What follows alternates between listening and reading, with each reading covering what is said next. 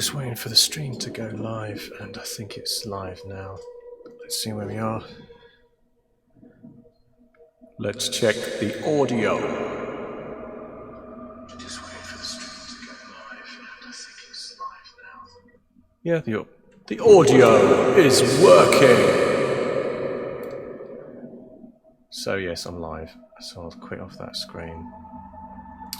So what am I doing? I'm going through the creation of an adventure using Dungeon Crawl Classics' main role-playing book. Big fat tome that I've got in front of me here for creature creation. I want to get that thunder off. And The Monster Alphabet by Joe Bittman and Michael Curtis, which I'm using to populate a dungeon. I've got various different sections to dive into there for random generation.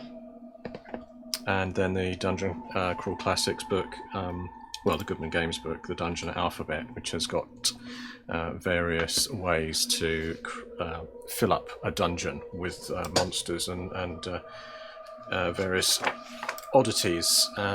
So I've been doing that over the last few days, weeks, and I'm now up to, I think about, this is maybe episode 5, possibly, and I'm going to dive in. So let's turn off this audio. It's probably going to make a noise. No, it's going to fade out. I could have music in the background, but it could become a bit irritating. Instead, you're kind of looking over my shoulder as I work away here. So how I do it? Well, basically, I jump between a Raspberry Pi computer that I've got set up here, and that's what I'm running a variety of software on to edit the document. Also generate dungeon rooms and things. So Raspberry Pi, it's a single board computer, an SBC, British-made computer, and I'm running Linux on that at the moment in this little case. I always just like to give it a kind of a shout out because it's a great little computer. And if I use my GoPro there, I can show you a little bit closer. Yeah, so you can get these cases for them. They run off SD card that plugs into the back there. And they have dual HDMI output on them, and they're powered by USB-C power plugged into the back. And I've just got a mouse and my keyboard over here, which you will hear clunking away the whole time I type. Spelling mistakes are included in this video for free. I'll be setting up a Patreon to help with my spelling, but you'll see that as we march on, and occasionally I may roll dice in here just because these books have a lot of tables in them, and also I was a bit echoey there, so get myself back out of that cave system, and hopefully that's not as echoey now. So diving in, so let's go back out just to have a quick overview again.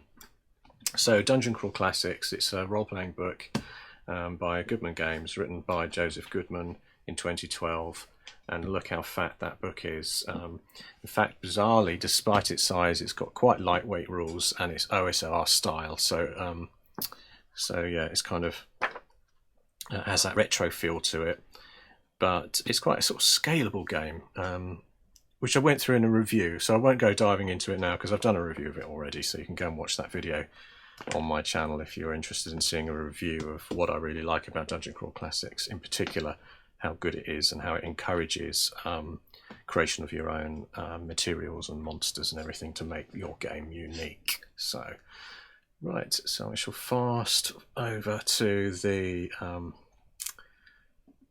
Raspberry, and here it is. So this was the adventure I was writing. It's called Beneath the Valley of the Ultra-Knolls. It's kind of a working title. In a place called Scarpsea. I have a slightly better map of that I can show up a bit zoomed in. So as a map location, I had a dungeon in the middle, which you can see there, called the Obelix, which I was filling out that dungeon.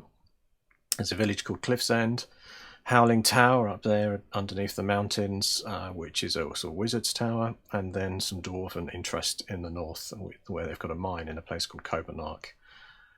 So that was the layout, and then diving in to the actual materials that I've written. Probably going to go 150% just so that it's easier to see. So editing here wise, I use Google Docs. I mean, it's not perfect, but it's great for drafting, as in you know, it's a nice easy way to copy and paste things around whilst on this Raspberry Pi desktop. And so there's Cliff's End. I used a village generator to throw that in there. Obviously, if you watched this last week, I did this drawing live online as well. So I think it's like part 2 I did this drawing, so you can see the map being drawn out. Back through, whizzing down into the dungeon area, because basically what I was doing is populating the dungeon one room at a time. And the dungeon being the obelisk, this strange obsidian rock in the centre where the players are working their way down. And I was also creating the monsters as I worked along. So on top of that obelisk, if I bring up the overlay again, in the centre there, you can see there's a tiny entranceway in the ravine on the obelisk, the square cube there. And that's on the top surface. And the only way down is by either swing rope or things called paper wings that have been provided to the players to get stuck in there and land on the top. At which point they'll be assaulted by things which we've called gull bats, a black leathery winged gull-sized bird. Rather than normal feathered wings, the gull bats have stretched dark skin over bony tipped wings. They feature a striking red beak. And I gave them some abilities to do an attack called a dive bomb guano strike, and I used that a reference to a cricket, a cave cricket in the main Dungeon Crawl Classics book, and I just adjusted the cave cricket to have a slightly different stat block and also a different style of attack, but used a similar mechanism to what was already written in the book. So that was really good to be able to reuse one that's already in the main book. And then when they're into the obelisk, I've started to detail out these rooms. So far, I think I've done the entranceway, I've done this room, 1A, I've done 5 and 6, and I've also done 2, which was a flame room, and then 3, which is just this room where they meet a goddess, and I'm just going to continue working on it. So rather than go into full detail on every single one in there, I will work through the extra rooms. So yeah, I did a sort of room, what was the room 2? So I said room 2, which was this one. Here I made it into a kind of a strange furnace room, but it says a magic orb amongst the rubble on the ground. I hadn't detailed that magic orb yet. But I did say this room has a blackened metal grill for a floor with occasional bursts of flame. I'm going to say that flare up from beneath the grill. It is otherwise filled with a selection of weapons lined up on a metal frame at the south wall of the room. Weapons include bronze spear. They're all ancient, however the bronze materials used to make them have prevented corrosion. In the centre of the room is a furnace-like contraption with a wire nest on top. The flames from the floor are sucked up towards this red-hot furnace, and on the top of the confused wire mesh is a black egg wreathed in flame. The egg is a companion dragon to be hatched for Idonaea, the goddess who's in the other room on this floor, before she was held captive in the obelisk. But now the dragon is now stillborn and undead within the egg and may attempt to latch onto a player as a parent if the egg is, should I say surrogate? Well, I'll just leave it there, as a parent if the egg is held and cracks open.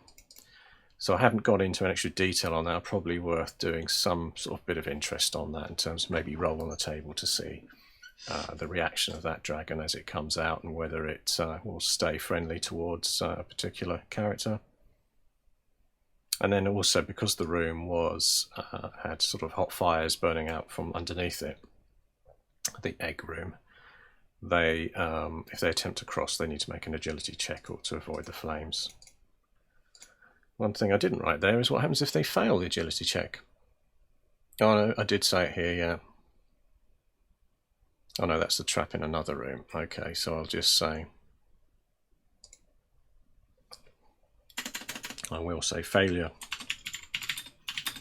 to make the check results in, I'm just going to make it 1d6 because they might want to make multiple trips across the room. Don't want to be too harsh with it as they duck and dive across to either grab the weapons or grab the egg off the top of the weird metal nest that is on there. So to make the check results in 1d6 damage to the legs. I'll just call that fire damage or flame.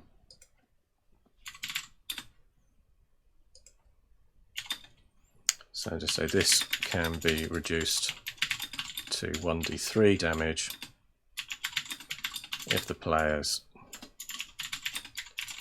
have soaked their legs in water. So there is another room which I've detailed before which has water in it, so they may go, oh well, I'll wet my leathery trousers before I make the run, and that will just give them an opportunity. But I won't. Obviously, what you don't want to do is give them that information. If they can work out how to get wet legs, they might be able to make a better dart around the flaming room. So then I had the corridors, which are C1 and C2, the main corridors of the location. And I'll tell you what I'm going to do. I think I might flip open the dungeon on this screen. That way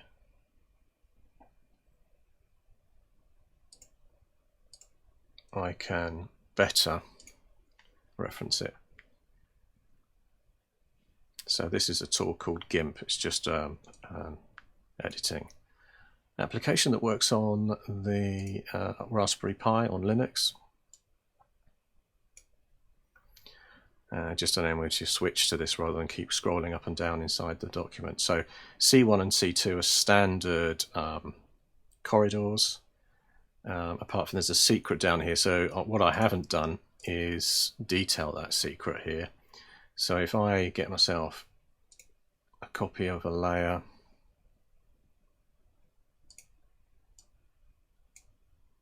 oops, I didn't mean to do that.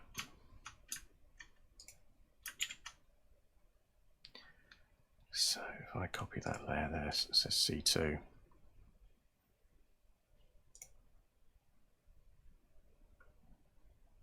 And then use the move. I can stick that down there.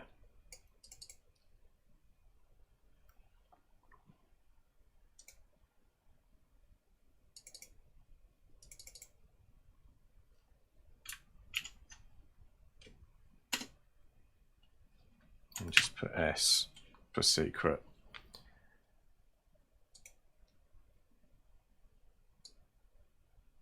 I won't bother updating it in the document yet. Oops. Classic over editing there. Started to move the daft map around when I didn't need to.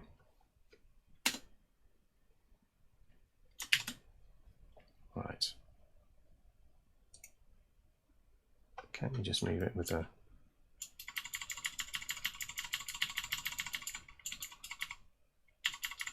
Yeah, so that's the little secret room there. I'm going to leave that. I'm not going to re-import that into my document yet because that's just a lot of fussing around. So okay, corridor C1 and C2. Then I've said at the south end of C2 the secret door is 2 hidden key slots that require the skull keys from rooms 4 and 5, which I've detailed further up.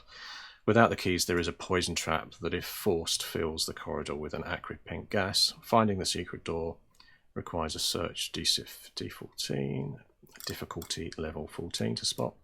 Once found, to open. Once found? What am I finding typos here?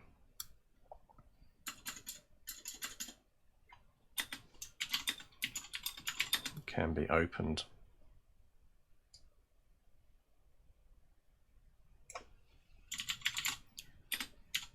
With the 2 skull keys.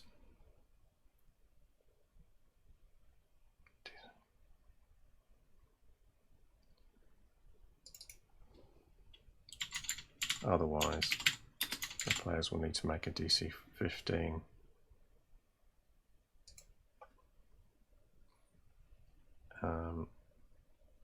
Fortitude to avoid the gas.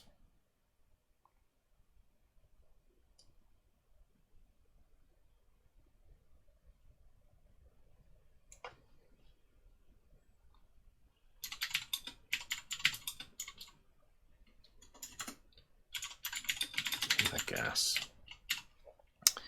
So yeah, the pink gas causes sleep to anyone in the 25th secret door that fails fortitude save DC. Oh, it's DC 13. Oh, I know what I was trying to say with this first bit. We need to make a DC 15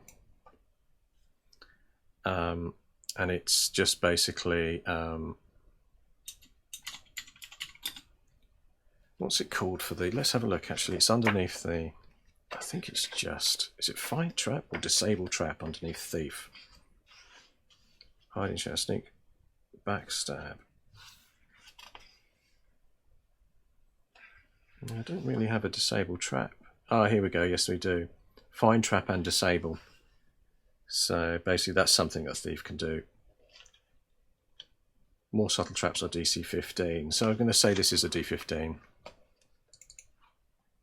Okay, I'm going to say D15, and it's to spot and disable.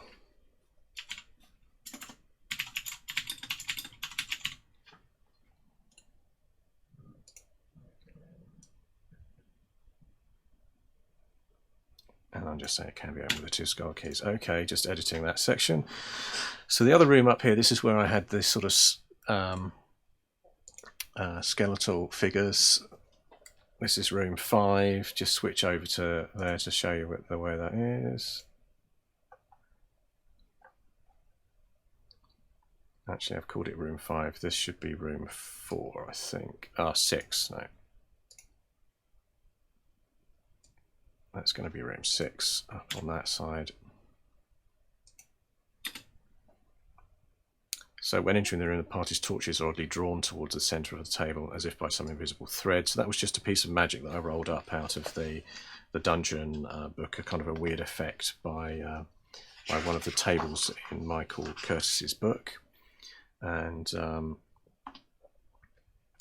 then if the tables break, the 4 skeletons will rise and fight to defend the room, attempting to force the party back out into the corridor. They won't follow on out of the room except to defend themselves. So I've called these jade bones, and I used the skeleton out of the main Dungeon Crawl Classics book, and then I just gave them an extra ability where they've got dozens of small jade fire beetles in a chest cavity inside their skeletal chest, and they can spit fire. And they also, on a successful attack by the skeleton, they'll drain 1d2 points of strength. So these are nasty.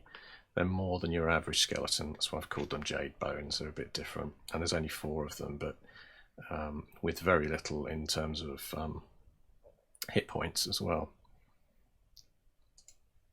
I've said hit dice 6. In fact, that's probably needs to be adjusted. I think I've done that wrong. I need to put their proper hit points on there. So if I just go back to the book, find the skeletons, and now I remember they're actually at the front of the book, the section on, if I remember correctly, variety and undead, no.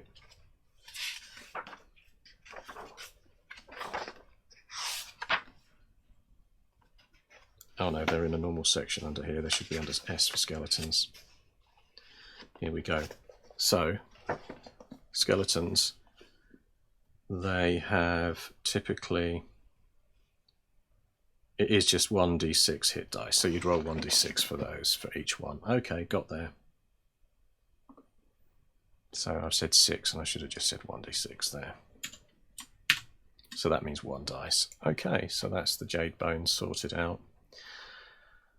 So that's room 5. No, so that's room 6, and the other one was room 5, which is the one on the top right-hand side. And this one was just going to be a storeroom.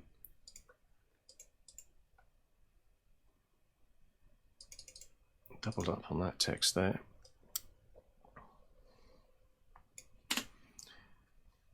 So the other room's just full of old racks, storage racks and dusty half-broken barrels. On 2 of the 5 barrels in the room can be seen a set of verdant green weeds. On close inspection, they have small crystals-like drooping flowers. Crystal-like drooping flowers.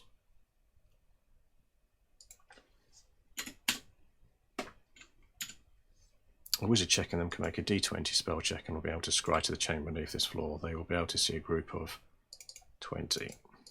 But I noticed that error yesterday when I looked back at my video. I thought, well, there's 20 of these large organised. So these are the namesake at the moment of the adventure, which is the Ultra-Knolls. Large humanoids with various knoll-like heads sitting in a circle of prayer to a ball of light about the size of a troll head. There is 1 barrel containing stale old cheese that through thousands of years of aging in perfect condition is now magically imbued and will allow the cow to gain a temporary, and then I haven't worked out what that is yet, but They may not even eat it, but I was thinking that they'll have some sort of effect from eating that cheese. And then room 3 is the resting place of Idonaea, the goddess of the gateway to the underworld. So I've covered that already. Now what I want to do is 2 things. I want to find the and create the map for the next level down. So I'm using this dungeon generator by Waterboo, and it's on itch.io.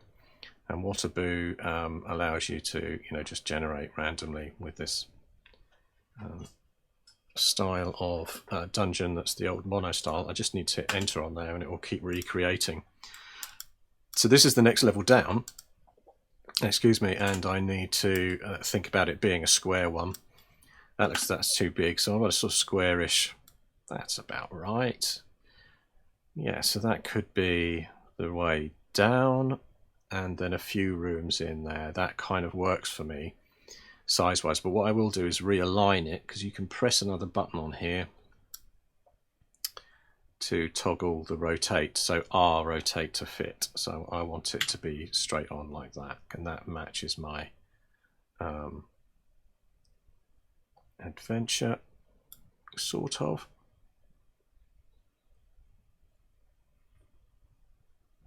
Can you keep doing this and it will jump?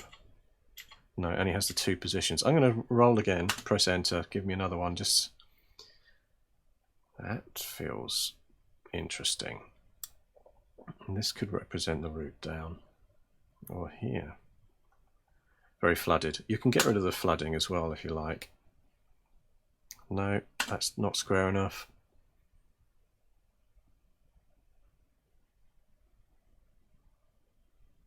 That's a large, too big. Even faster. We'll get there in the end.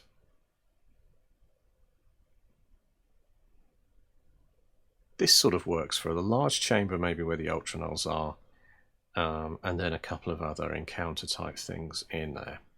Skinless body of a dwarf. Don't I mean just the sort of bones?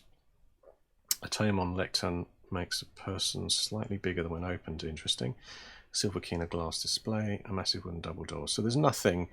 Obviously, it generates these random things which I can mix into the game. I'll just adopt those, so I'm happy with those. And then is there another way to shift away the notes? Reposition notes is spacebar. Let's try and do that, see if it gets rid of that being on the edge there. That's a bit better. So I'm going to take that as my next level down. It's not in a perfect position, but I'll go with that. So we'll say, I think it's E to export as a ping. So that's now saved. At which point I typically do a bit of an edit on it.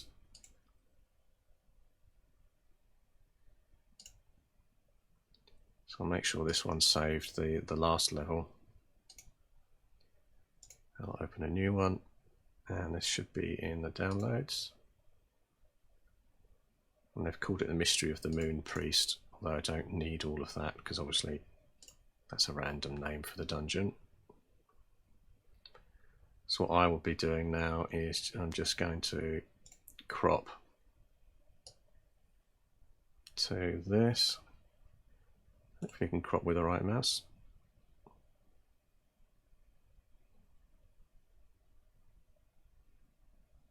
No.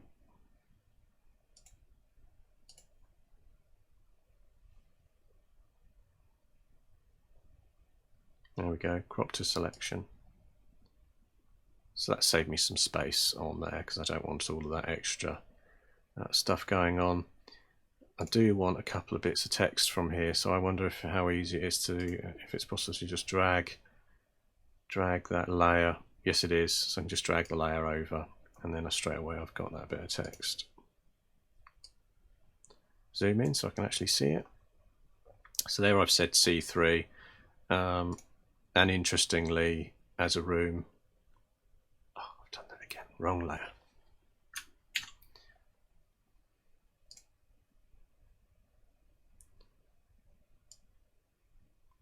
So this room didn't already have a number. For whatever reason, they didn't feel like they needed to. I don't know why really, as a dungeon generator. Maybe it does it so that it gives you something to fill in. So 1, 2, 3, 4. So if we call this room 5.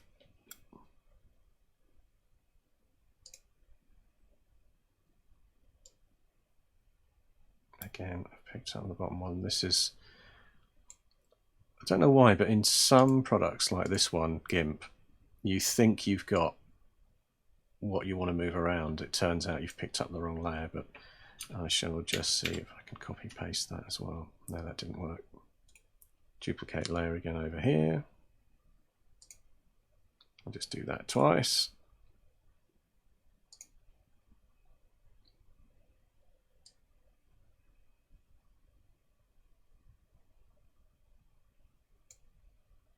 And then I can make sure every room has a number.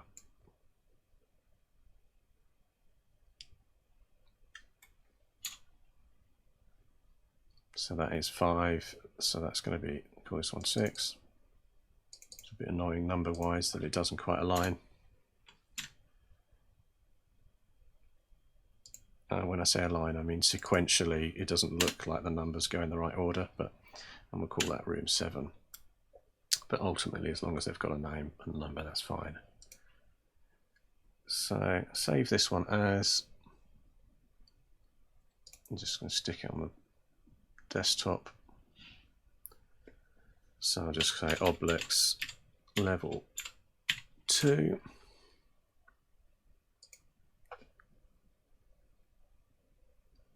And then also export it as a ping so that it can be loaded into the Google Doc. So Obelix level 2 is a ping. It knows I want that as a ping. Comes up with a dialog box. Don't click anything, just hit export. Right. So now back over to the actual document, and I'm not onto the Howling Tower yet. So I'll just say Obelix level 2. There's only going to be 2 levels in this dungeon because it's like a short, potentially a level 0 adventure for Dungeon Crawl Classics.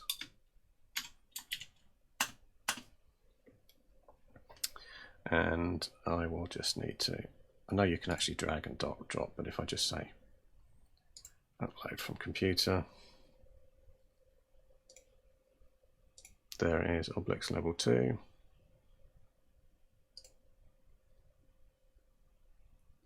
Right, so we've got it in, we've added the extra numbers where required, and there's no secret sort of entrances or exits on this one.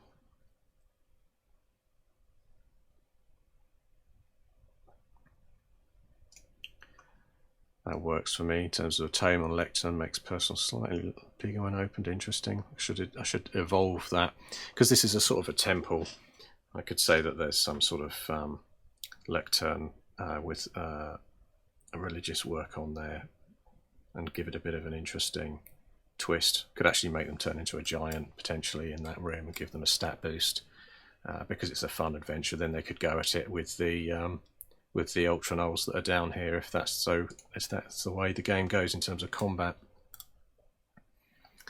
Right, so I've got one problem, which is that it has a sort of a descent area there, but doesn't really align with the other map. Let's open. Let's have a think about what I'm going to do with that, because I may need to actually cut that off there and replace it, because I'm feeling that it should come down into 7. So I'm probably going to do that. So how am I going to do that? Well, I'm going to zoom into the area. Make sure I've selected the right layer, which is the layer for the background. Do the selection tool and sort of cut from there the whole thing actually. Whoops, wrong.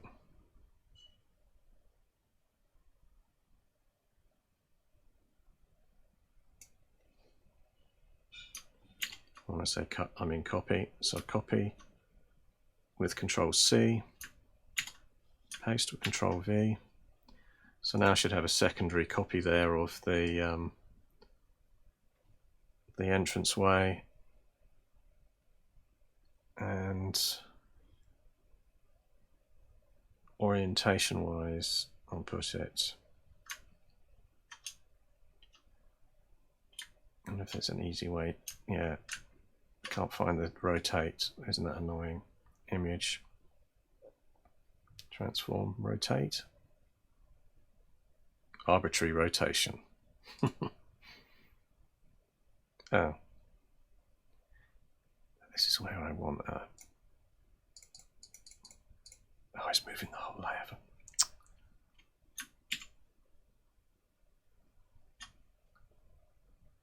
I thought it was moving just this layer. No. Trust me for not using GIMP very much.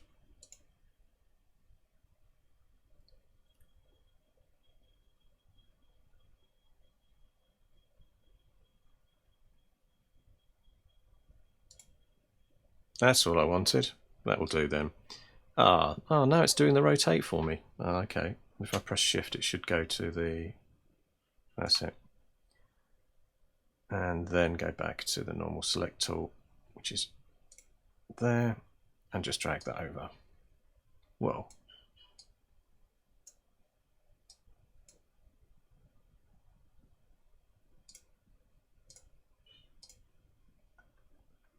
Give me the right layer. Why have I lost that? It's a layer selection now. Robin learns GIMP live.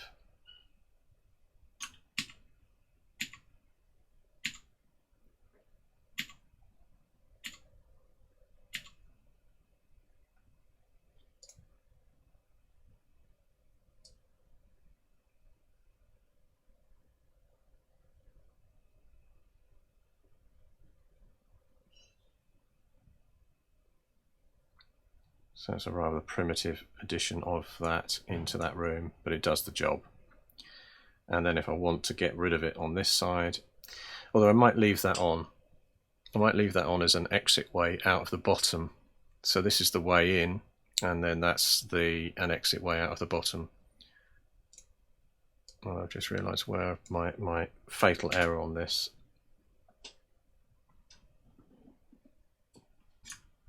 Again, is that hasn't been promoted to a layer. That's his nested layer. I wonder if I hit that and I'll say new layer from group. That should do the job.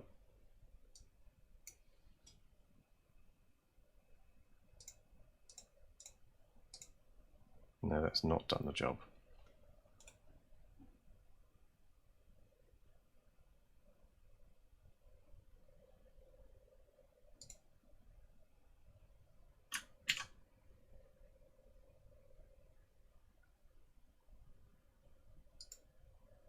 I'm going to leave that. I'm going to come back later. I'm going to go back on with the dungeon and assume that there's a route down into room 7, and then I'll come on and maybe I'll use Pixelmator, which I might be a little bit more familiar with. I'm still sort of learning this one in terms of rotation. It's a shame that I couldn't just make that into a layer after copying it. I'd assumed that it had just made it into a layer.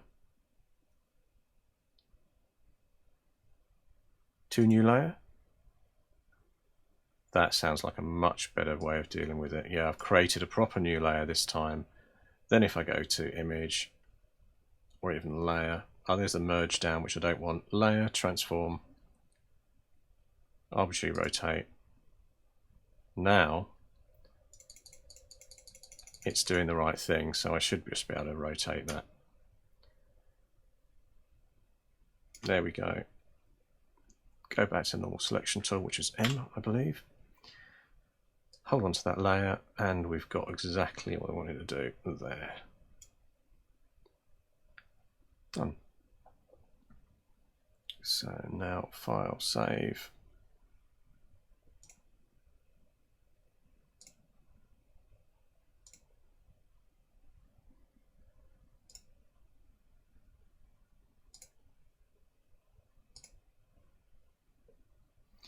Getting there. So it's been a bit more of a technical stream today, trying to work out how to do that. So going back to the other map and the route down,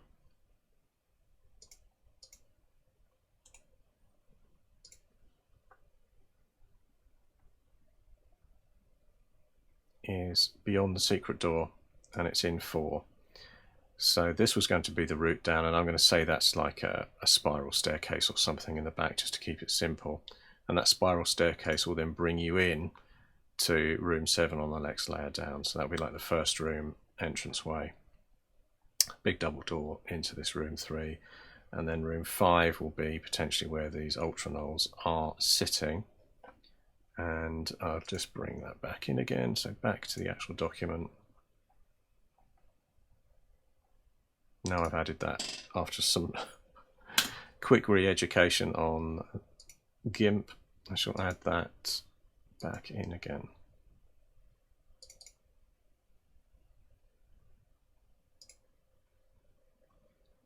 And now we have that route down in there. Okay. So with no particular reasoning for this, I am going to start at room 7. This is the thing again, really, because I'm using the one-page dungeon, it's quite difficult to control the numbering and things. That's just as a tool set. It doesn't give you an easy way to dump on the numbers. It's not filled in enough numbers for that room for me to start with. So I've had to do that, and also because of the way the orientation of this obelisk cube is for the dungeon, I wanted that bottom right of the other map to be equally lined up with the bottom right of the next level down in the obelisk, so I've done that there too. And this is kind of the bottom end of the obelisk itself, so that'll be a sort of a spiral staircase coming down, and as I said, it's going to go into that section in room 7. So now I'm going to go back out to the desktop. How long am I doing for time? I'm going for 37 minutes. I wanted to do about 45 minutes. So let's find that room. Let's have a look into the Goodman Games book, The Dungeon Alphabet. And, you know, just as a shout out to Goodman Games again, obviously I'm using all of their books to generate the details of the dungeon and their monsters as well for Dungeon Crawl Classics. So this is the Dungeon Alphabet again. I'm gonna go to rooms to find out. Well, I know it's a kind of an entranceway to it, but let's have a look. There's rooms is on page 54, so I'll go to that. And I know this one sort of generates generally quite normal name types for rooms on this page, so it's like original purpose of what was in the rooms. So I'm going to find out what that was. So then write it up. So room 7. In fact, I could just whiz round for the rooms one by one, just to sort of give me. So I've got room 7, and I know otherwise I've got 1, 2, 3, 4, and 5, and 6 rooms to do. So I'm just going to write down one by one as these roll up. So the first D100 to say what it was before. Bearing in mind, I know this is was a temple at one point in time. So 61, I'm in the military sub F, so I go to the F table. And then it's a D6, so that's a 2. It's a barracks. So that's quite nice. So, well, that's a kind of entrance location. It's a barracks. I think that's probably going to be too big for that room. Now I've written it down, but I will put that onto room 5, one of the larger rooms. Let's remind myself of what the larger rooms are. Get rid of that. Go back. And just have a look at what the larger rooms are in here. So I'm going to make 1 the barracks, actually, because the entranceway with the thing on there, and 7 doesn't quite work for that. So number 1 is going to be the barracks. Back to the desktop. On the first table again, 31. So we've ended up with a general subtable E. So let's then roll a D20 on there. 4. So bedroom average. Cistern, privy. Waiting room. I'm going to grab waiting room. So this was a sort of maybe an entranceway to the lower worship locations or something. So some sort of waiting room before you go in. That feels more appropriate. Even though I've cheated on not taking exactly what comes up. So I've done room 1 as barracks. Room 2, let's roll again and just take what comes up now, 81. So utility, subtable 1. Sorry. Ooh. So this is a D12. I can find a D12. I think that's a D12. 8. Meeting chamber. So number 2 is a meeting chamber. Number 3, let's roll again on the main section. 87. So again, we're in the utility again. Same table. D12. 1. A bath. What is 3? Let's have a look if that's relevant. It could be a huge bathroom. So this was meeting chamber, and then number 3, a bath. Well, it has a watery area in there, so let's call it a bath house room or something along those lines. So kind of a washing chamber or something, cleaning before entering into the holier temple within, maybe. So that's good for that one. And then room 4, back on the main table. 47. General subtype E. Oh, so general purpose, D20 again. 6. Bedroom, average. No, I don't think there's going to be any bedrooms in here, but it could be like a general sleeping chamber for a larger group of people. Let's have a look at the map again. So that is room is 4. That works. It does work as a large bedroom kind of chamber. Yeah, that's fine. So I'll switch back to the desktop. Yeah. So bedroom. Was I right on that? Yeah, number 4 is going to be a bedroom. Room 5, D100 roll initially. 83. So we're back out on this subtable I. I'm down there a lot.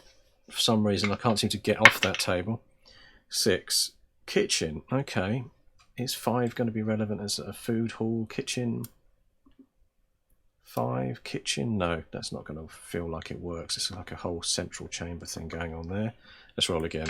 Try and get off that subtable I that I keep jumping onto. 28, that's more like it. A general subtable E.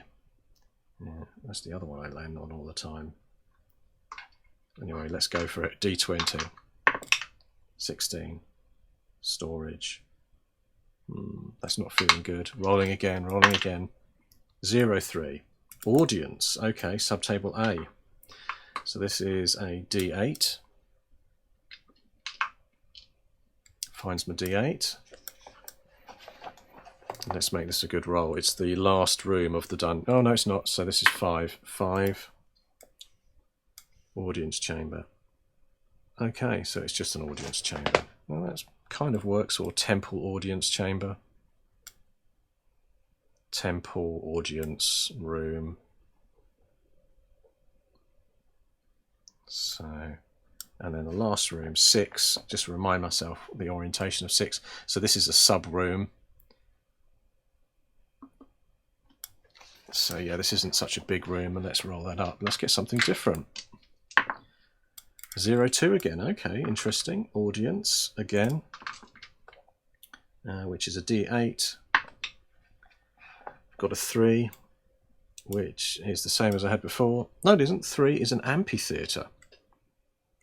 You know, that's given me a thought that rather than an amphitheatre, since this is off the side of the there it is there, it's off the side of what's essentially a temple audience type room, so I could put chairs and tables in, things in there. This is going to be like a priestly preparation. So since it's audience chamber, maybe I'll say it's like a, you know, maybe it's preparing the dead, because we had Idania, the goddess on the floor above, is about the passage to the afterlife. So that's what she helps people with. So maybe this is where you do embalming, but you can watch the embalming in room 6. So it's kind of like an embalming room. That's what I'm going for. So that was handy. It's kind of like does link off what was in the book there. Now I'm going to try now to add some more colour to these rooms. So I've got on the tabletop here on my notes, so I've got barracks, meeting chamber, bathhouse room. It's like a cleaning room before you go through to the main temple, a bedroom area. So that could be like a multiple bed area. Temple audience room, embalming. There's one thing I did want to do, which is probably going back to here, is I think I want to make room 2, which I had down as a meeting chamber. I'm going to make that as like a master's room or something, because I have ideas for some of the creatures and things here. So master's chamber or priest chamber. So that's going to be number 2 off the side of the main temple. Number 6 is the embalming, sort of priestly preparation place. 5 is the very large temple audience room. What was 1 again? 1 I had down as barracks. Okay, 1 I had down as barracks, so that's interesting. So maybe barracks slash dorm or something like that for the people. Yeah, barracks slash dorm. So basically this is where the Ultra-Knolls sleep, rest, eat, play. So that's everything else to do with them goes in there. So one thing I now want to do is just add some more interest to these things. So about the rooms, you know, descriptions about them. So doors down here. Let's check out what the doors are going to be in here. So doors is page 16. Just to define a bit more detail and things on there. So looking out to the layout on the map again, I've got sort of a room off room 7. So it's got 1 door, and I shall detail what that door is first, and just see what the interest is on there by rolling on this one in the book. And it's just a roll on a d20, so this is nice and quick. So 13. Door is intelligent, will not only pass without proper password, answering riddle, performing some minor entertainment. Okay, earlier on there was a silver devil statue on the floor above that I rolled in this book, and it said it had an inscription that you could remember phonetically. So I'm going to say that that is correct. So there is an intelligence to the door, and they need to repeat that phrase that they saw at the bottom of the statue. Otherwise, it'll just be a really hard check to get through. So it just says, door is intelligent, will not let anybody pass without a proper password, answering or performing some minor entertainment. So they need to reread back what was on that inscription and speak that out phonetically to get through. So they've got an opportunity to have found that before. But I will also roll a trap for it, because it's a significant entranceway to the next floor level. T is for traps, 63. We'll just see if this gives me a hint for what kind of trap will be behind this. And this is a D30, so I can use the big old funky Dungeon Crawl Classics dice.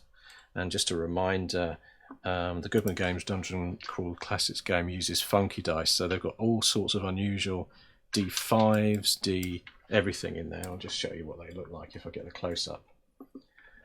So yeah, you've got a range of groovy dice. There's the D30. There's a unusual D5, which is a chunkier version of a D4. Then you've got a D7.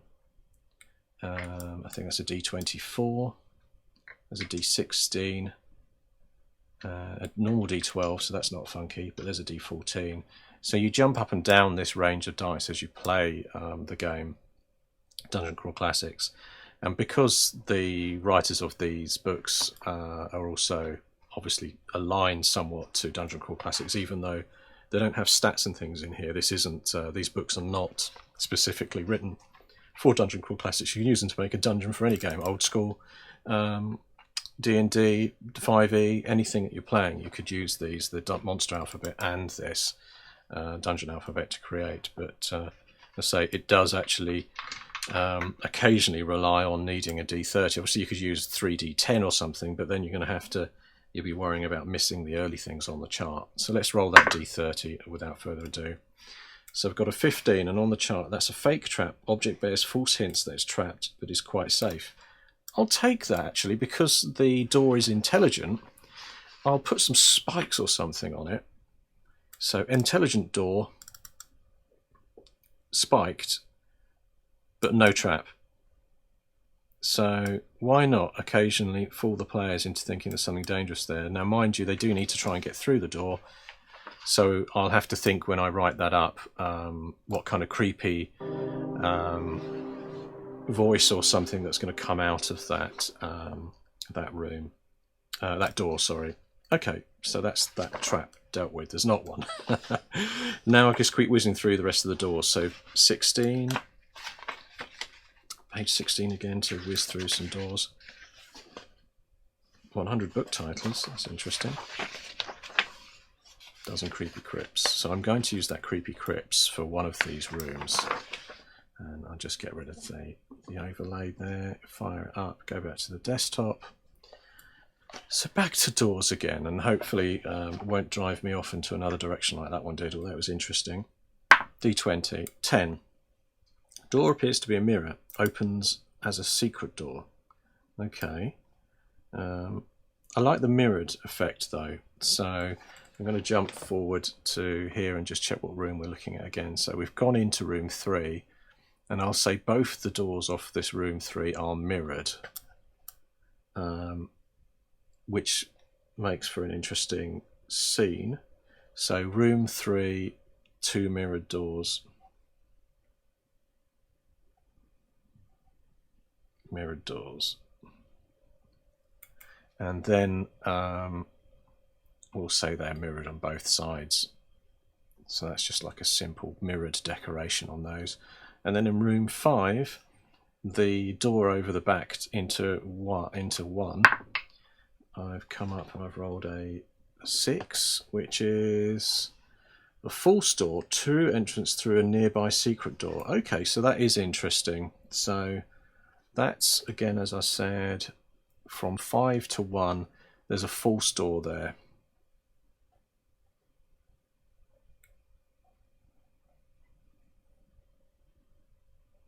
So a secret beside, or an illusion or something. And then in 1 we've got 2 doors off room 1. Let's have a look at what we can get off the D20 roll for that. So a 6. That's the false door again. Don't want that. 17. The door is sealed with lead and covered with magical inscriptions warning of danger beyond. So that will be the room into the Master's Chamber. So that's going to be the south room on that map, looking at it. So if we go back there, room 2, which is the one which I listed down as a, oh no, not 2. Yeah, I said it was a meeting chamber, but it was going to be the Master's room.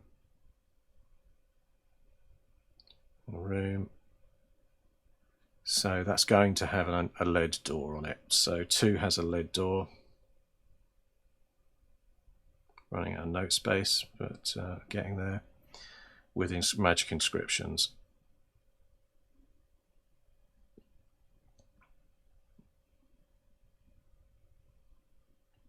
And then the room to the embalming room above, room 6. Let's see what that comes out with on the D20. I've got a 15.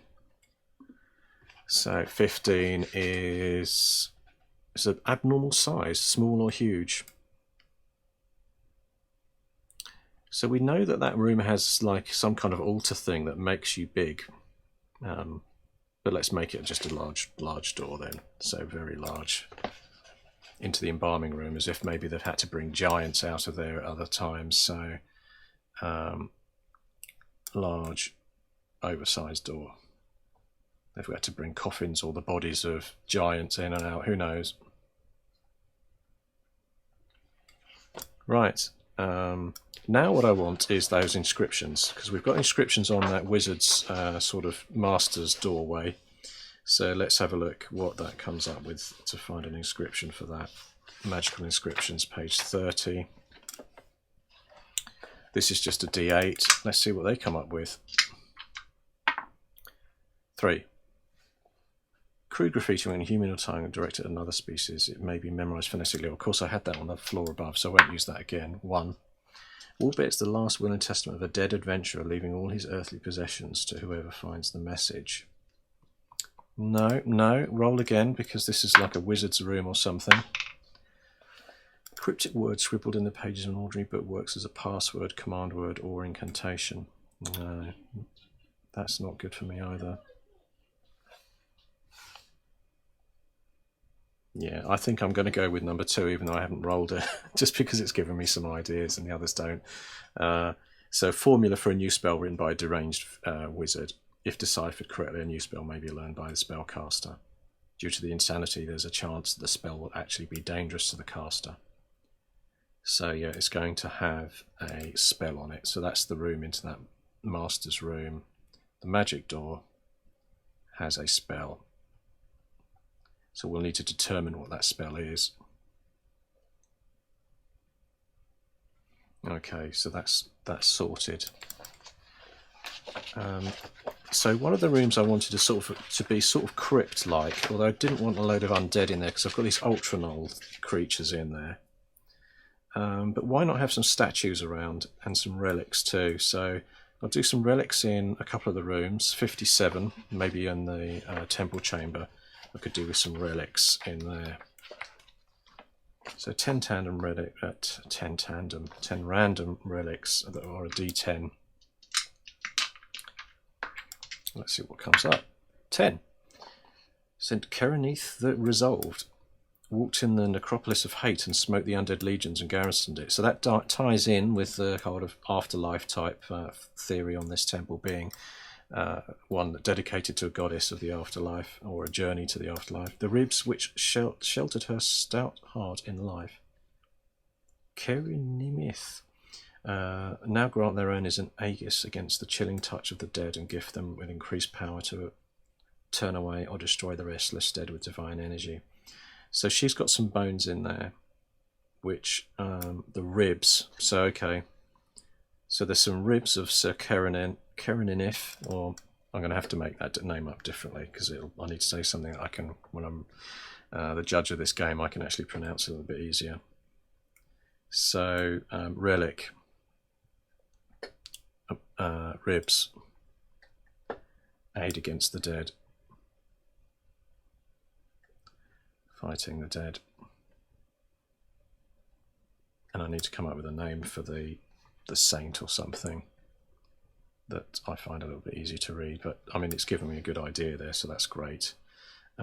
So that's in the temple area. Let's have some statues around as well. 59. Probably in maybe the antechamber again, there might be a statue or something.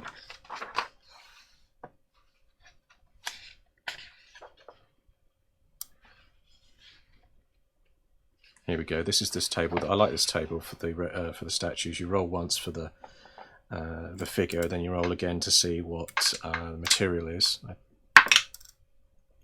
So 15 is a mounted figure. Okay, and it's made of iron, and it says 10% per dungeon level for special property. Why not look at a special property as well? So 5. Animates and attacks interlopers. So a mounted iron figure, like an iron golem or something that's willing to fight. Okay, so that might go into room, let's have a look, room 3. No, I think the mounted figure will be, yeah, the mounted figure will be in room 3. What's it going to be mounted on though? A horse or something else? So I'll just write that down. Mounted figure, room 3. So let's see if there's some more flavour I can get from here in terms of the type of room. So fungi, guardians, hallways, hazards, inscriptions, jewels, levers, levels, and there's weird.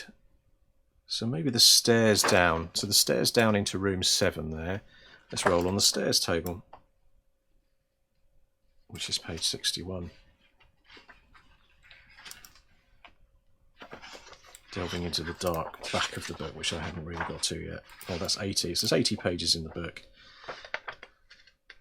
Stairs. Okay, there's loads of stairs in there, actually. 20 options for stairs, so 14. Lead somewhere utterly unexpected, although unremarkable in appearance, these descending the steps find themselves in something that could be not reasonably situated in the dungeon. Another plane of existence, a distant city, the mind of a powerful sorcerer, or a favourite fantasy tale of the referee. Exiting these realms may be simple matter by ascending the stairs, or could require more difficult means to escape. So that's going to be interesting. I'm going to have the I'm going to think about where that might be, but I think that final exit set of doors at the bottom, which are sort of here inside the obelisk, will take them back to somewhere else where this obelisk was originally found. So stepping out maybe into a desert or something like that, or the sort of rear end of a desert city, or into the back of a desert shop, a fez shop. I don't know, I'll think about that. So stairs in 5, leading to another realm. Okay, so I've now done an hour exactly, so I think I've got about 15 minutes now to come back to this and tap these details in as I work through, get rid of the fat books in my hand. Not causing too much of a crash. Hopefully they'll delicately balance on there. Okay, so room 7. Looking down the spiral stairs from the floor above.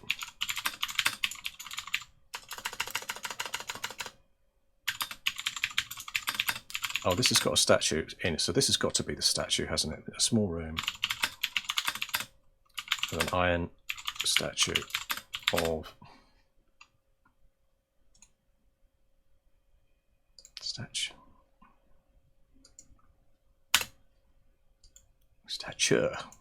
What the hell is a stature? Of a mounted warrior. So we say like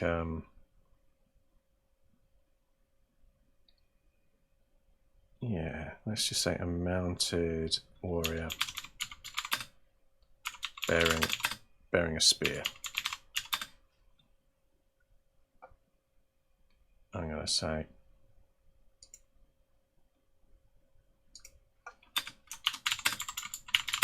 the figure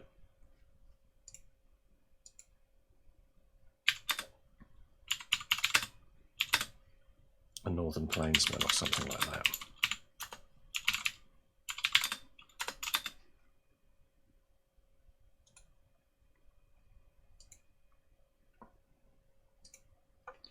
So that's one that I know on that room 7 I'm going to have to create the stats for that, and then also the interaction in terms of how that evolves, because I don't want it necessarily to come down the stairs and then just charge them. We'll have to have some sort of reason for that. But what we do know is that the door in here is a magical door. So to the north of the room, so I could describe the room as well. I could say that it's this room was once to this floor of the temple and has various drapes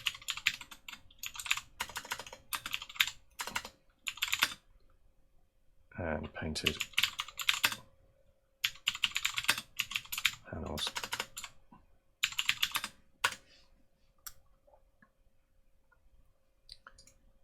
The door the only other exit, obvious exit, is a door which is made of the same rusting iron metal as the statue and has a series of ugly spikes. And as we said, it was a magical door that needed to have someone speaking to it, so the door is a stuck-up privileged, if I can spell that, it'd be brilliant, but I just typed something that's vaguely says privileged. A stuck-up privileged old priest of the temple called Ajax, and since his death has been bound into the door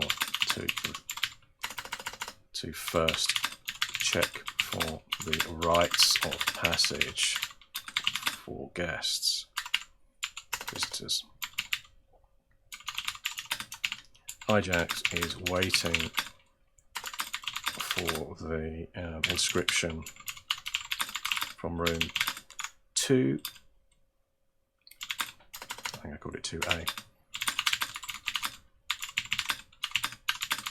Read aloud before the door will clank loudly open whilst the spikes will retract.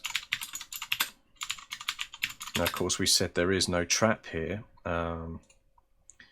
because we rolled on the table, and the idea was that the door looked trapped as far as to be read aloud before the door will clank loudly open and the spikes will retract.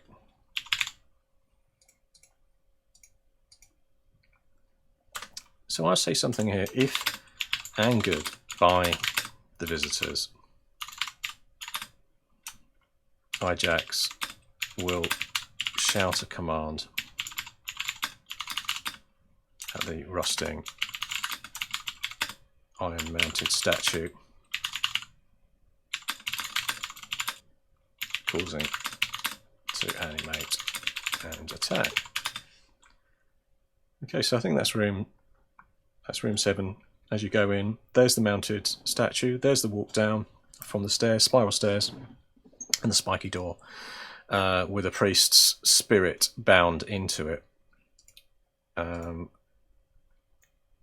who was a kind of a Jobsworth type. So the next room on, I'm going to do this in order of the rooms from the map, but later on I could tidy up the order in different ways. So the next room on is room 3.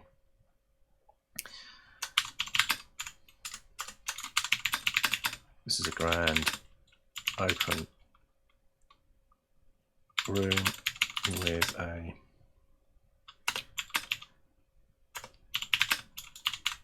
bath, communal bath. Oh, sorry, spelling.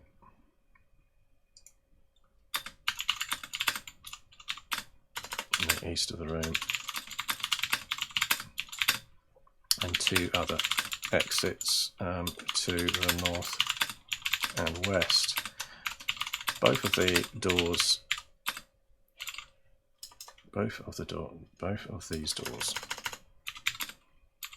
are mirrored, so we've rolled that up on the table before.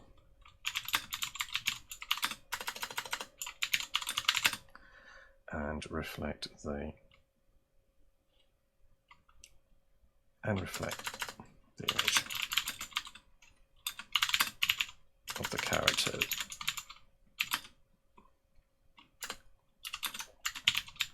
However, in the mirror, the characters are presented with long beards and sallow, aged faces. Both male and female. Feature beards. So they're magical mirrors reflecting an unusual situation back at the players, just as a little laugh there when they're in that room, but no other effect other than a quirky bearded version of them staring back, which will be a bit of fun. So otherwise in that room, that's room 3, so there's the sort of bath area. If I just describe, so room 3, this grand open with a communal bath in each of the room and 2 other exits to north and west. So I'll say the entire floor and walls are tiled in white marble, which is very clean, which looks fresh. It looks fresh and clean, with none of the dust on the floor above.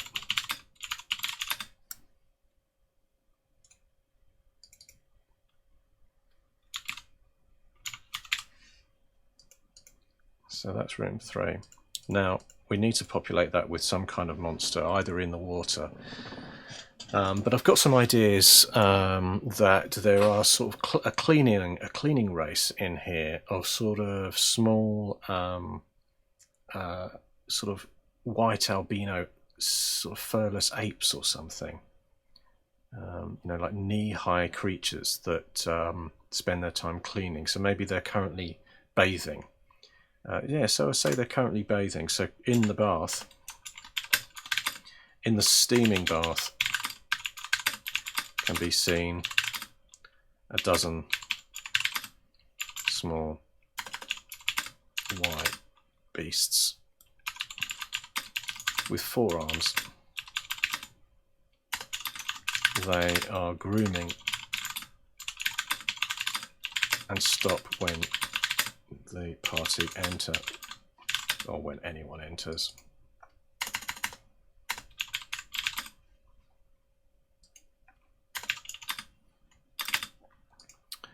So we'll have to work on what they can do later on, but they're going to be like a cleaning, genetically made cleaning race or something in this old temple that keeps it tidy, that are under the control of the master. So room 4, what do we have down for room 4? So we said that was like a bedroom. And I just want to get the framework of that down because I'm up to nearly 1 hour 13 minutes. So if I can get every room in as a skeleton here. Room 4, a bedroom for the cleaning. So call them apes. That one, for want of a better word at the moment, I call them cleaning apes.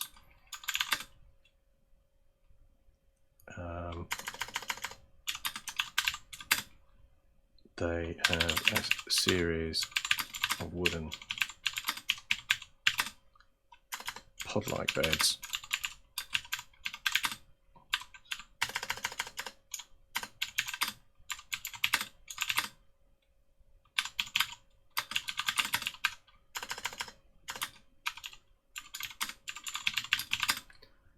Holes.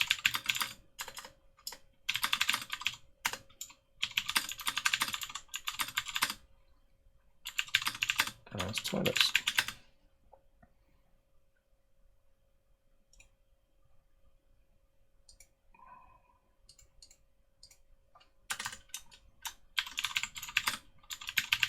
Racks,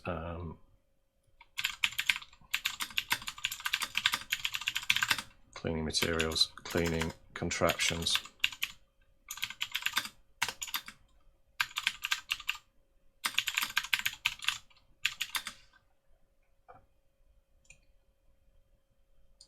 Okay, so no real threat from this room as well, other than the fact that these cleaners, and of course while they're not being instructed to attack or anything, they will just go about their duty, but they're currently on a rest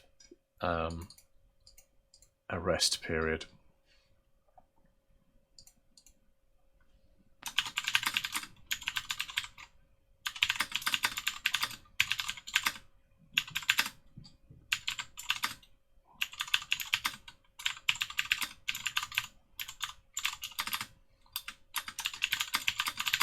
each of the small servants has a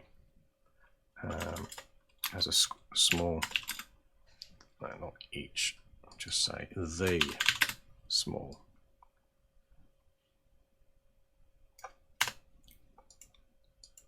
knee-high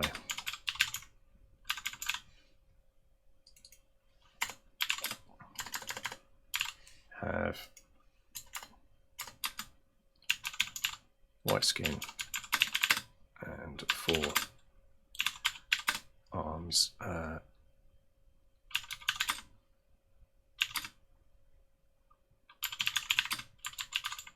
feature.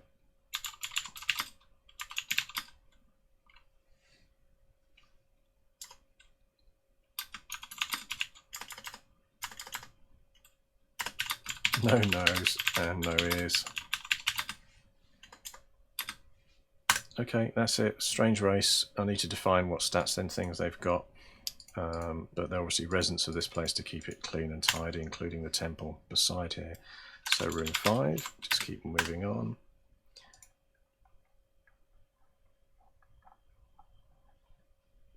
So this is the big central room, which also has a set of stairs that we've said before lead somewhere else.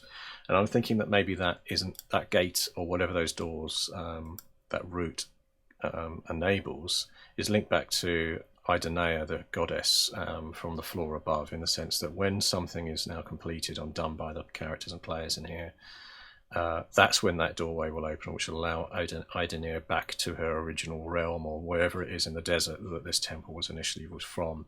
So that's the success factor for this adventure, is making their way back out through this gateway on room 5. Now the players don't need to go that way. They could do, or they could retreat back out of the obelisk itself. Also, I was thinking that one of these rooms is going to have some kind of chute or method to get out of the obelisk and into the river below, because the obelisk is in a ravine. If I remember correctly, my original map, yeah, the obelisk there, which is they're in as a dungeon. They're now nearer the bottom of it. Yeah, I'll have to line that up. Thanks, Chinook. Is that Canuck, Mike? Thanks for asking. Now, I haven't set the day yet because I haven't actually even finished writing it, but thanks for actually putting a comment on. I've been waiting to be able to bang the gong when someone puts a comment.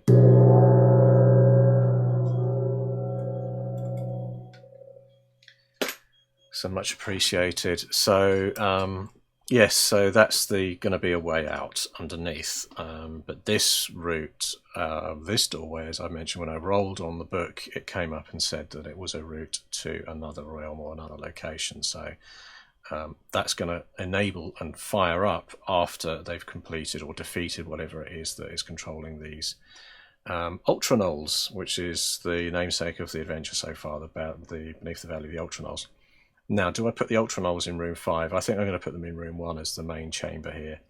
So room 5 I rolled up as a temple audience kind of room, so it's like the room before going in there.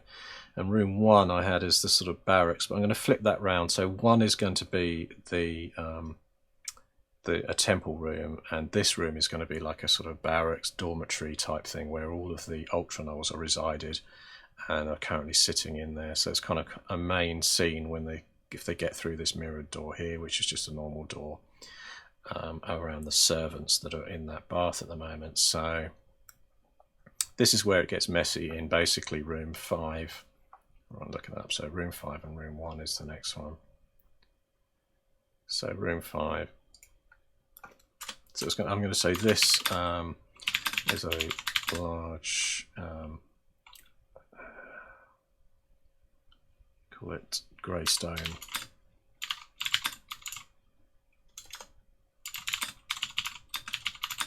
with a vaulted roof, and features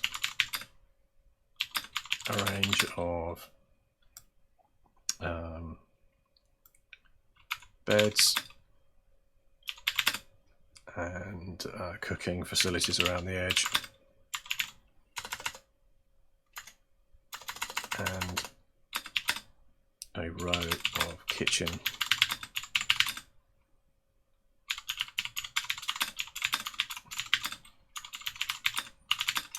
northeast. In the centre can be seen around 20.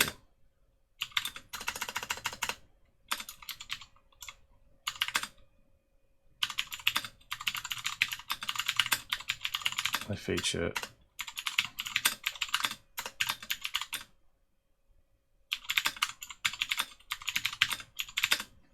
I'll say an ugly human and ugly twisted human faces.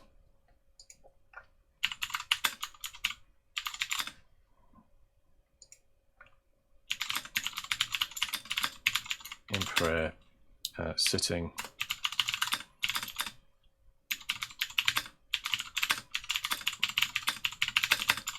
A mini sun hanging in the air above the middle of the room.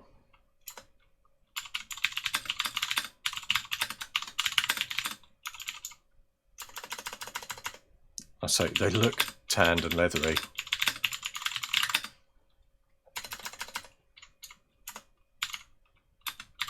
From basking in the mini sun's light.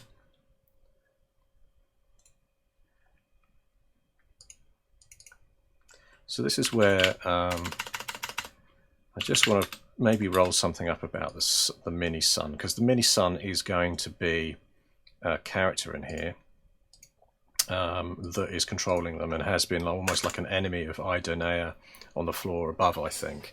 So I might just roll some of my story dice to sort of get some ideas for the motivation of this sort of sun and its personality.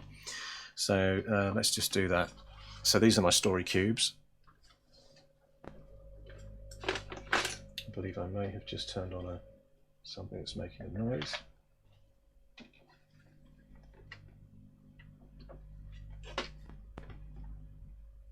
That's a bit better. Got a bit of a hum off my audio there where I whacked this in. So these are story cubes that have sort of ideas for gaming and things on there. There's some Adventure Time ones. Why not get those out?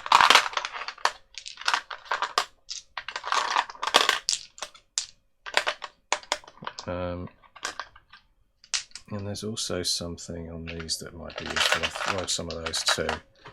Get the whole lot together, roll the dice on the table, and then just have a look what they do in terms of telling me something about that sort of mini sun and what it's motivated by. So we have a Cyclops, we have Adventure Time, we have a pig.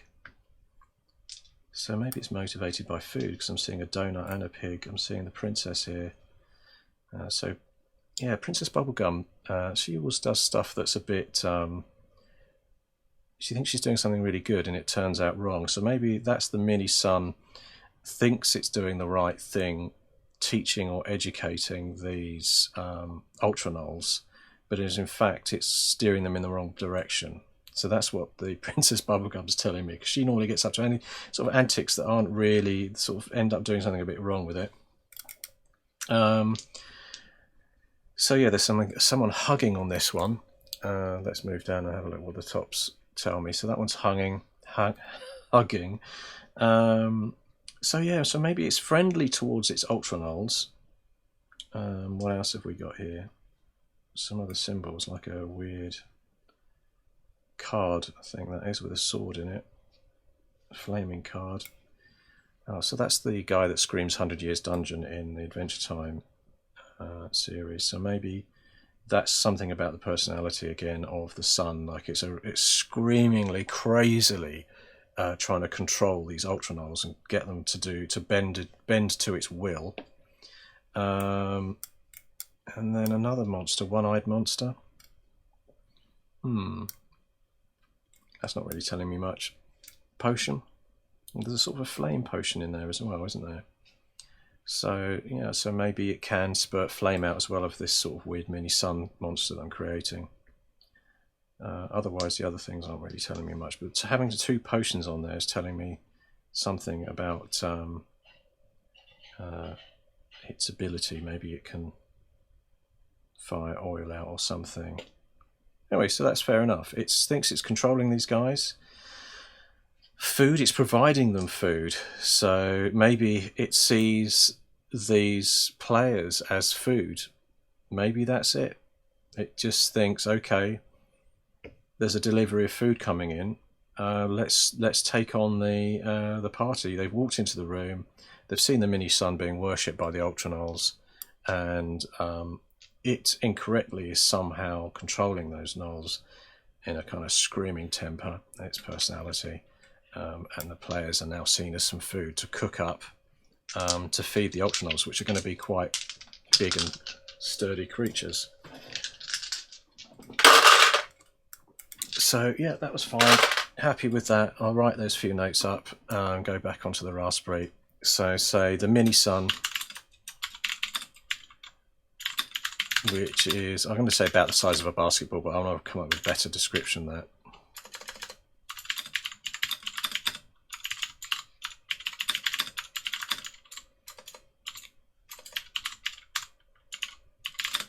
Worshipped by Ultra-Knolls is called the, let's call it a correctionist.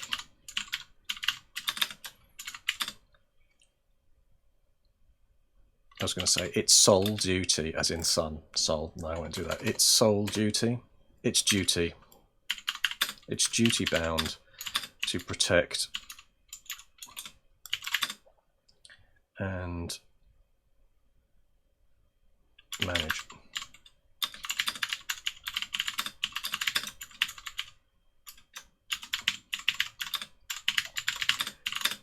However, it has now managed them through nearly 20 generations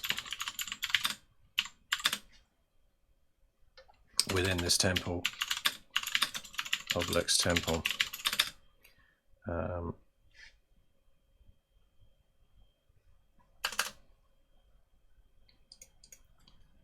And the its original duty being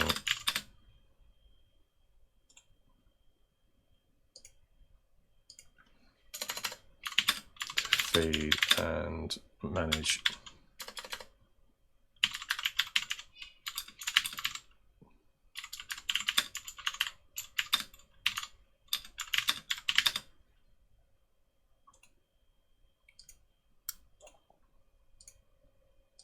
it is now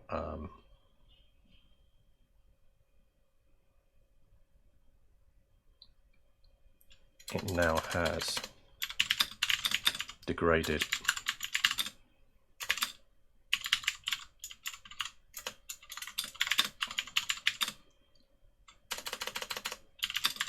following a pattern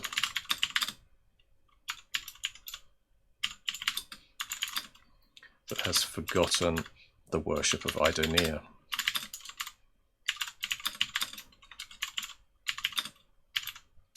So she is a goddess that they discovered on the floor above is fading away, and only currently she's like a vascular system with eyeballs on stalks and a brain that they can see. Oh, and a beating heart. So when they befriend her, she may come with them and help them on this trip, or she may at least guide them down here, or may not be able to come down to this level. But the Ultra-Knolls were part of her followers from whatever realm that this Oblex was transferred from. She's now not got enough followers, so she's fading out. And this mini sun has forgotten that, and we've called it the correctionist. I need to come up with some stats for that. I think I'll have it firing some sort of fireballs out, plus some other spells perhaps, so as it whizzes around. So this, actually, I'm inspired a bit. This mini sun is kind of inspired by an author called Hugh Cook, who did have something, I think it was even possibly called The Correctionist in a book, which was like a kind of very strict personality object. And it is actually like a mini sun, has all the sort of energy of a mini sun, but compacted into a kind of basketball size. So that will be an interesting combat along with the Ultra-Knolls, which it will instruct that the food has arrived. So they'll want to sort of cook up the players in some way, but it'll just be a normal fight. So that will be their motivation. So I'll just say the correctionist will instruct, will scream out instructions to the Ultra-Knolls. Attack the players.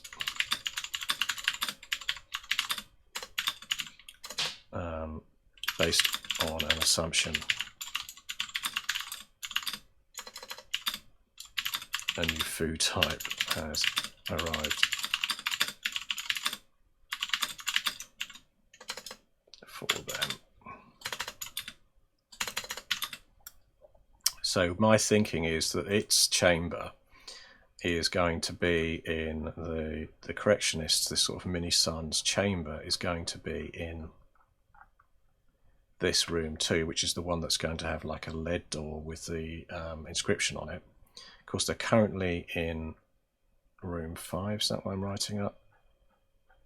Yeah, they're currently in room 5, which is like the dorm and barracks of the Ultra-Knolls. And but it'll have a room here that it retires to, like a weird metal nest or something that the mini sun, the correctionist, goes and resides in. And I think there might be another thing or another balance to this where back in room 2 something's gone wrong, which is what it's kind of almost like broken the programming of that mini sun that's correcting their behavior and keeping them alive over the centuries. And if maybe it could get repaired or something in here, or something returned to its previous form that got damaged. With that repair done, the mini sun will sort of return back to its normal organization and normal programming, which doesn't involve killing players and killing the Ultra-Knolls, which kind of bring peace back to the temple, I think. Also, if they manage to repair that or overcome it, that's when this gateway will open, which is a route for Idenea, the priestess, the goddess, to go back, as she will also reform. And obviously I had all of those Knolls with different heads of some kind in there. I need to get their stats in too. So I will just, rather than keep going on about that correctionist, I will say that room 1, just as a skeleton in here so I know what I'm doing, room 1, this room, is a temple, prayer room with an altar. Need to detail that more. Room, is it 3? That's the next room up. Just go back up just to remind myself of the 2 rooms. So yeah, 6 and 2. So 6, this is the correctionist room.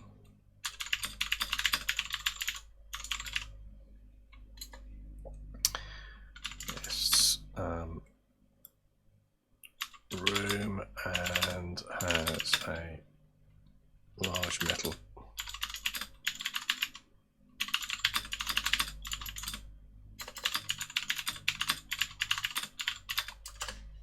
so, and then room, was it 2? I can't remember, I think it's 2. So this is an embalming chamber.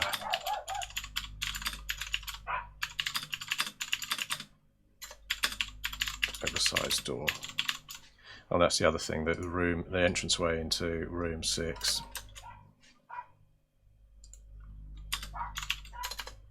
So to the south,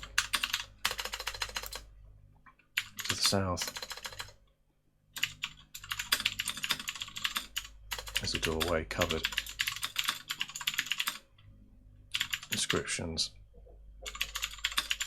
and several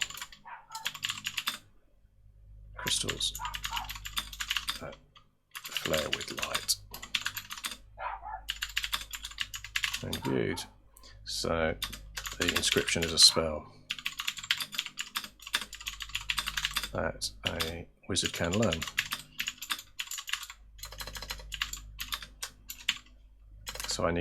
So to be confirmed, I need to create a spell and consider what corruption it does.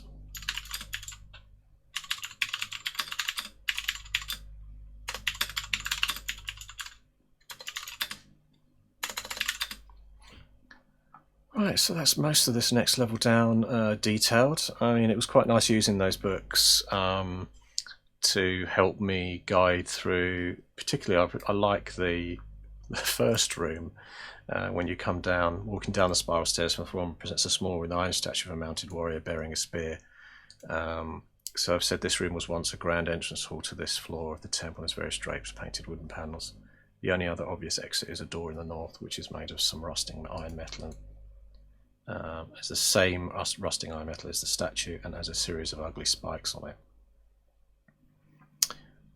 So that was all from that nice book from the Dungeon Alphabet, and was really worth using because that's given me some good hints there as well. And the only other thing I've done today really was to re-paste in the floor above's dungeon in addition to this with that secret, although I haven't put that on there yet. I've got the wrong one. So why did I not get the right image in there then? I thought I had S for secret.